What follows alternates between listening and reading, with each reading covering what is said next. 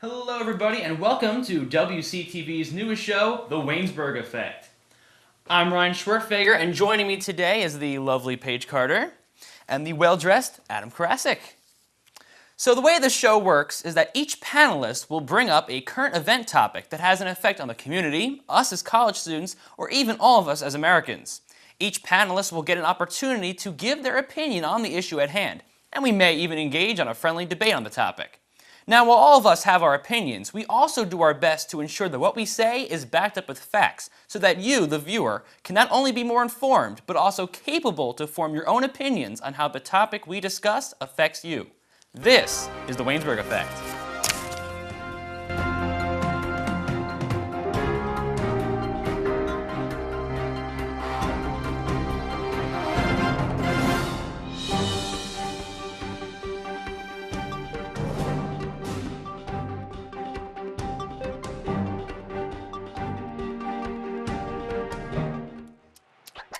Today is Saturday. Today is Saturday. Salad on Saturday, fruit on Friday, throw a ball Thursday.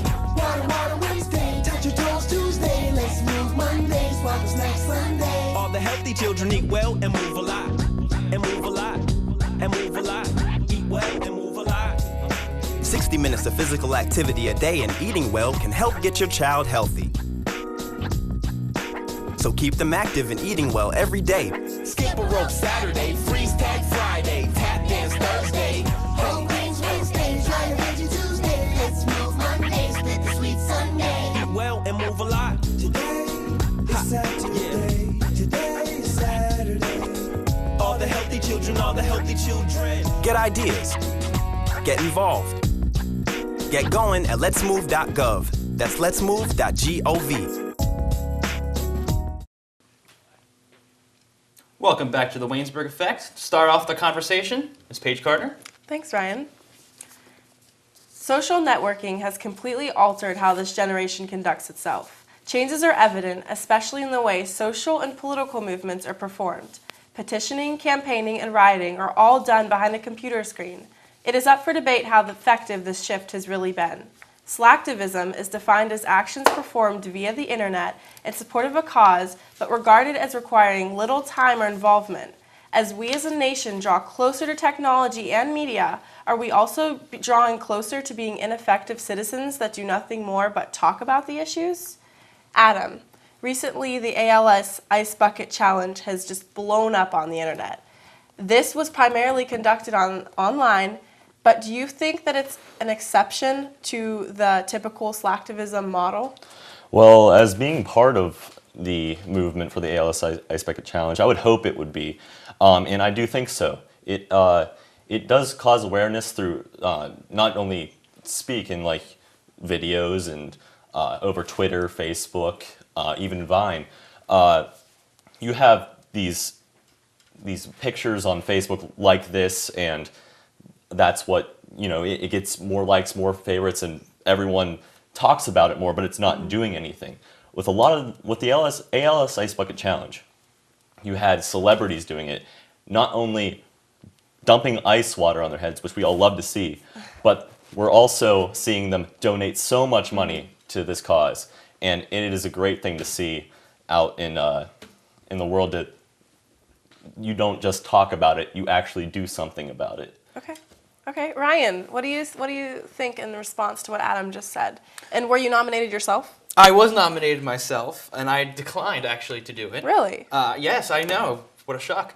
So I think the Ice Bucket Challenge, initially, it's a good idea. It raises awareness. People don't know about ALS. They're now aware about what it is. However, if you look more into the organization, most of the money that they're raising isn't going towards actual research for ALS. And I'm sure the people who are watching at home, they also were either nominated or they've seen a lot of these videos. But I look up a website called Charity Navigator. It's a really good source if you are looking to see what kind of charity maybe you should donate to. And if you look, there's a lot of other charities that use their money, that they fundraise better than other charities. And it's important to look at that contrast to make sure that the money that you are getting is getting to where it's needed. So I decided, since the people were playing off the whole ice water end of things, I decided I'd look into a charity that had something to do with water. And I chose the World Vision Clean Water Project for children in Africa who don't have access to clean drinking water. Okay.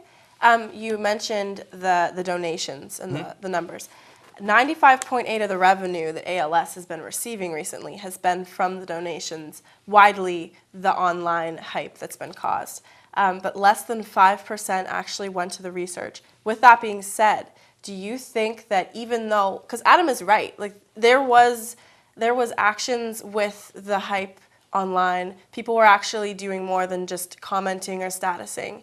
But do you think that the outlet of the internet caused people to look past the cause and just donate blindly almost, which is a form of slacktivism in a way?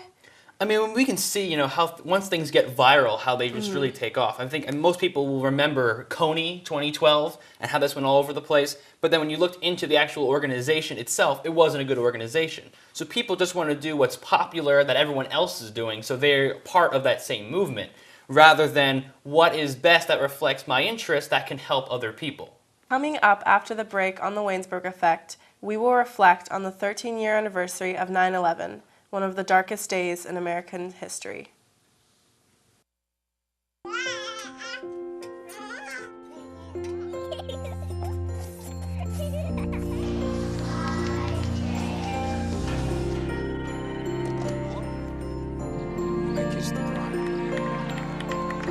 A full life, measured in seats, starts with the right ones early on. Car crashes are the #1 killer of children 1 through 13. Learn how to prevent deaths and injuries by using the right car seat for your child's age and size. Wow, these are really good. You act surprised.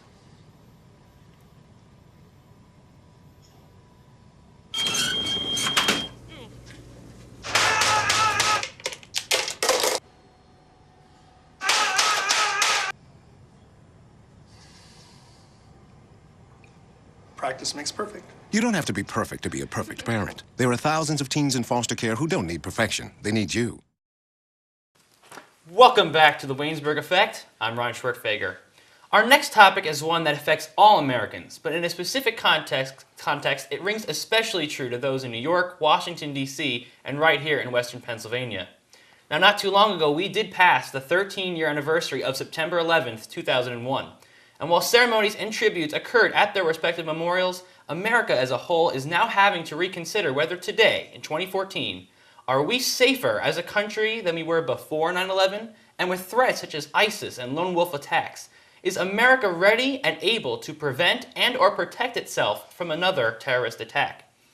Now, there was a poll that recently came out by NBC News and the Wall Street Journal, and 47% of Americans said that America is now less safe than it was before 9/11. 26% says we are now safer than we were before 9/11. Now, I feel like a lot of this can contrast with other statements that, we see more security when we go on airplanes, we're hearing, but at the same time we're seeing things like the person who was able to jump the White House fence and somehow make it into the White House. So I'd like to ask both of you, but I'll start off with Ms. Carter. Do you personally feel that America is now safer than we were before 9/11? I think that as far as security, you mentioned that, I definitely agree. After 9/11, Homeland Security was formed under the Bush administration, which is such a crucial part of America today. And I don't think we could function as a nation, even nationally, without Homeland Security. So in that sense, I do feel safer, but with more security comes more problems, and our threats, the people threatening us, are upping their game. And nuclear power is now an issue, and it's now coming into play. So I think it's not a matter of, is America safer? It's a matter of, is America willing to stop trying to pretend like nothing's going to happen and just face the facts? Because with Obama, I feel like right now he's trying to keep the citizens not alarmed. But if we do need to be alarmed with these attacks and these threats and with ISIS, I think that we need to be able to have that right, because then we can defend ourselves. So I think the first step is just being unbiased and not hoping for the best, because with issues like security, we can't really be rose-colored glasses wearing So those. in regards to what you just said about President Obama not maybe bringing up a huge alarm or not wanting to show a lot of emotion, what do you think would be an appropriate action? Because, I mean, we can see from the Obama administration, he likes to keep things cool. He doesn't like to bring alarm, but you brought up that sometimes you need to do that. Yes. What would be something acceptable in your eyes? Well, I think Obama isn't fond of the idea of war. He did pull a lot of our troops out, which in a way was a good thing, but now we're starting to see the aftermath of doing that. He doesn't have polling to worry about. This is his last presidential term. He can't run again. So in that sense, I think he needs to man up, realize it's not a popularity contest anymore, and America's facing some pretty hard times. So I think that might be able to help him. And also, I think just being open to the idea of whatever action needs to be taken, putting aside partisanship or what that certain party wants to do always. Like, you can't be deductive in situations like this. You really need to take it each action at a time and be proactive. You can't really go in with a set plan because things change, and we are not always expecting when we're attacked. I mean, who really does? Now let me just turn the focus over to you, Mr. Karasik, asking the same question that I started off with Ms. Carter. Do you, in your opinion, feel that America is safer than we are now than we were before 9/11? Well, I agree with her. Homeland Security has definitely made me feel safer. But the idea that there are so many groups out there, that like there are more groups, terrorist groups out there than there were before 9/11, and ISIS has grown to be a huge, like, it has taken up over more land than Al-Qaeda ever had, and it's parts of Syria and some parts of Iraq, and it's scary to think about that this is on this planet with us. And I know we feel like we're America, we're strong, like powerful, but we can still be attacked. And the amount of terrorist groups out there that have increased and grown, it doesn't make me feel safe, but I feel all right with the whole situation of Homeland Security. It does make me feel safer, but it's still scary to see this on TV. Now, Paige did bring this up slightly, and you just brought it up yourself. Do you think, President Obama, even though he is not up for another term, a lot of people do say that his recent action in starting to form this coalition was based off of poll numbers, that he didn't want to take action. He saw the poll numbers that said people do want action, and now all of a sudden he's taking action. Do you think it's a mix of him actually thinking it's for America's safety that we need to take action and do something about ISIS, or do you think it's just a response to the poll numbers that Americans want to see something happen? Well, it could be for other Democratic candidates coming in. That might be the only reason that he would do it for poll numbers, but I do think that he is serious about going in there, maybe not with ground troops, but he has sent in a lot of airstrikes, and they have been successful, so I think that might have a lot to do with him saying, yes, we need to defend our country, and if you mess with our country, you do not get let off easy in any way. Now, very quick question. We don't have much time left. Ms. Carter, I just wanted to ask you quick. One of the things that President Obama said that did cause some controversy was he said that ISIS is not Islamic. Do you think that ties into how he feels about security and that he doesn't want to identify any particular group or religion as a reason behind taking any action? Well, I feel like there's always been contention with the issue of Obama and Islam just from the beginning. I'm guessing he meant is ISIS is not fundamental Islam. Those are the terrorists. Those are the people who attacked our country on 9/11. But how can he really know that for sure? I think that any group conspiring against America is a force to be reckoned with. I don't care if you call yourself Islam or Christian or Jewish. I think that they're trying to attack, and that's what needs to be addressed. So that was a very controversial statement on his part.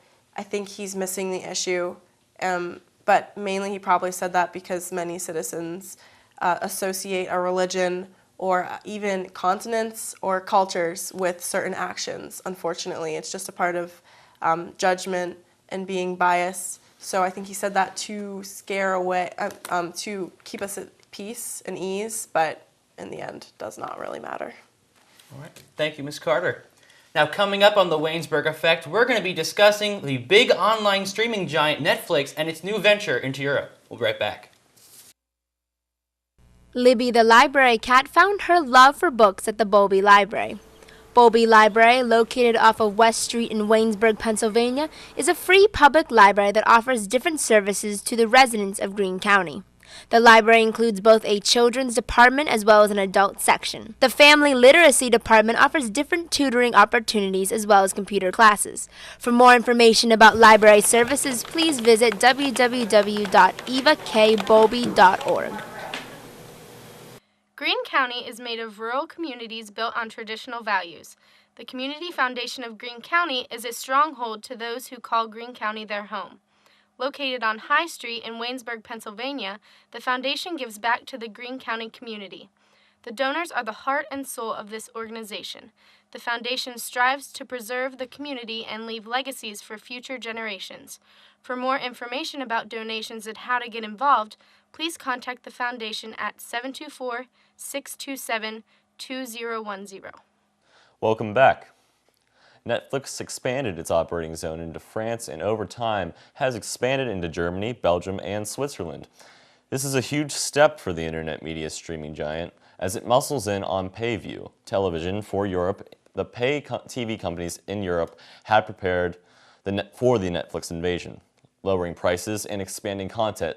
Some people were worried that the internet streaming websites like Netflix will come to replace TV. However, with the few original TV shows that they offer, the fact that they cannot offer recent shows may hold them back. The TV titans like CBS, NBC, and Fox will still offer stiff competition to any infringement on their turf. As the main source of media, Netflix has already had to change how it approaches things to fit in with the regulations and the trends in the European theater. And they may change more. It is yet to see if that will help or harm them. So my question for you guys is, do you think it is possible for Netflix or Hulu to take over cable companies? Well, I'm not sure about take over is the right word. I think they might have a greater influence on the European television media watching sphere, I guess you could say. Everything today is all about how accessible and ready everything is. We all want things at our fingertips. So, cable TV, I think, is doing just fine for people who are at home all day. The elderly, the young kids who are going to be at home. They can put on cable television for cartoons and movies and things like that. But for the middle generation, people in their 30s to their 50s who are working all the time, they want to have accessibility whether they're at work and they're on their lunch break or whether they're going to go over to their friend's house. So I think that in a way, I think Netflix will have a major dent in what cable is doing, but I'm not sure if it'll completely take over what cable is doing. Mm-hmm. Paige, what do you think here? Firstly, I want to note that cable companies have kind of conformed to the online streaming websites. I know that Comcast, I'm not sure about Dish TV, but I know that Comcast created an online streaming service where you can actually view everything you can on demand, which you need your cable box for. So Netflix has definitely made some waves with the way we watch things. And I also think that Netflix is insanely smart because if you think about it, the media has turned the internet into a business. Before, you could watch a video on YouTube or watch a movie on some sort of server, but now they charge you for everything. If you want to listen to music, that's a monthly fee. If you want Netflix, it's a monthly fee. And they call it subscribing, which is another way of saying another bill for you. But I'd say it's very normal for the average college student, the 30-something. We all are subscribed to something online. And Netflix just wants to keep gaining profit. So why not expand into Europe? I think they have something up their sleeve. Because if you think about it, every original TV show Netflix has made has been a huge success. Arrested Development, House of Cards, Orange is the New Black. I mean, these shows are what's hot right now, and people want to watch them, and they cannot unless they have this service. So the cable companies do need to find more creative ways, whether that's making their own original TV shows or one-upping them in some other fashion. But they are going to have to do something. And in going off what you just said, Paige, and what you mentioned in your opening, right now it's all about content. People want to have the most content. So, we're seeing, which Paige brought up, which is the reason why we're seeing all these videos and online sharing services, is because NBC Universal bought Comcast. So what that enables NBC to do is NBC can be the provider of the content, but yet at the same time we're having NBC studios and Comcast is providing the outlet. NBC is the one who's making the content. And I think we're going to see more of these types of mergers and things in the future to try and go up against groups like Netflix. Yes, yeah.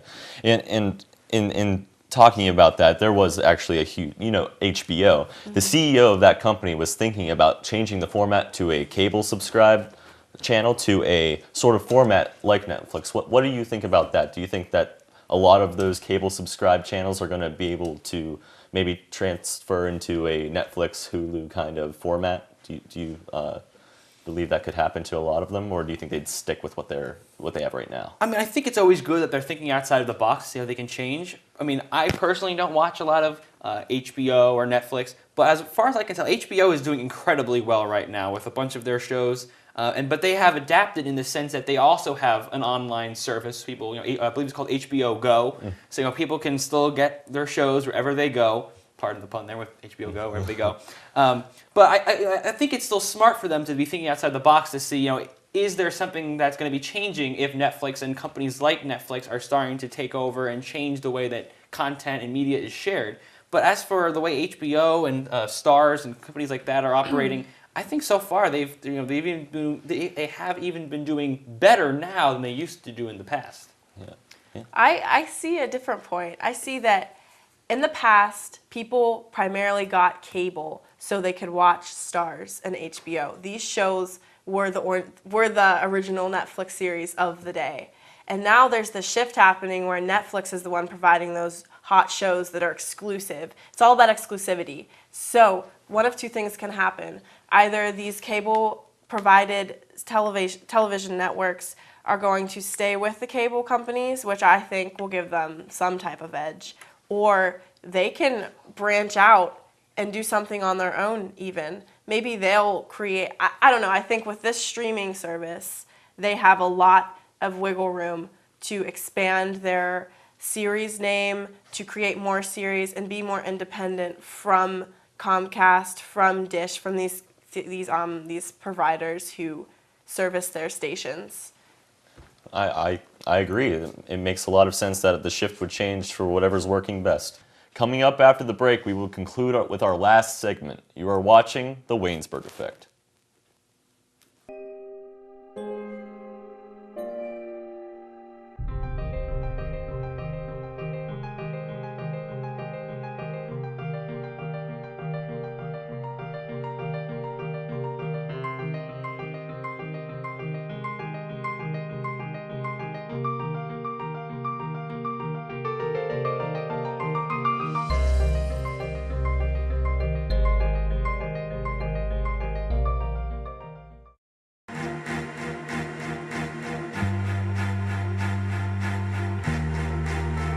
Coming home can be hard if you're a veteran of Iraq or Afghanistan. You may feel like you're all alone.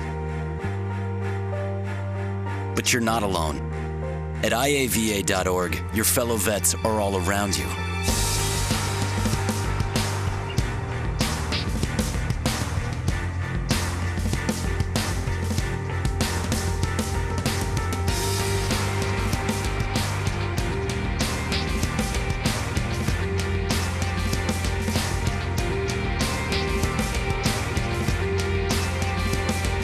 Join our free online community, get the resources you need, and connect to other vets who know where you're coming from.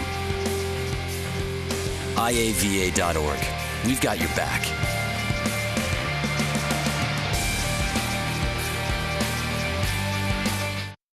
For our last segment, we would like to leave you with this interesting video. We want you to take a look into this new museum in Florida geared towards vintage gamers. Ashley Jeffrey takes us inside the Replay Amusement Museum in Tarpon Springs. From the sights and the sounds, hang on, buddy, I'm going. it's like stepping back into a video arcade in the 1970s. This started with one game in our house, and then it became 2, and then 100. Welcome to Replay Day 2. But Brian Cheney and his wife Becky's idea for Replay Amusement Museum is much more than an arcade. It's a piece of history. For a lot of us, this is childhood. These are the things that we grew up learning to have fun with, our pastimes, and to see them again is just an absolute blast. I can go get food and come back as long as I got the wristband. Wonderful. And that's why hundreds showed up to play the classics like Atari Star Wars. I got 3 Death Stars today. Usually I'm used to 2, so I guess my reflexes have sharpened with age. Teach the future some lessons from the past. They're mastering Dig Dug and Missile Command, so tradition continues. And of course, just to get their game on. Holy smokes, they've got games in here I haven't seen in 30 years. Replay Amusement Museum not only offers some current video games and a blast from the past, it also has a few surprises like Fix-It Felix Jr. from the movie Wreck-It Ralph. It's not even a real video game, but it was made special just for the museum. These games will give you a heart attack today, just like they did all the... doggone it, just like they did all those years ago. And while the young... But it's the old vector type of game. And the young at heart take a trip down memory lane. I would always make fun of him about how his games would always seem like so boring because of the graphics, but now I realize that they're actually a lot of fun. The owners of Replay hope to punch out the thought of vintage arcade and pinball machines going away. We wanted to share our love with the public because we know that deep down everybody has that same level of memories that we did, and we want to share it with them. And now with their prized possessions on display for the world, Game Over isn't in sight for these games from so long ago. Reporting in Tarpon Springs, I'm Ashley Jeffrey. Thanks for joining us tonight on the Waynesburg Effect. We'll see you next time.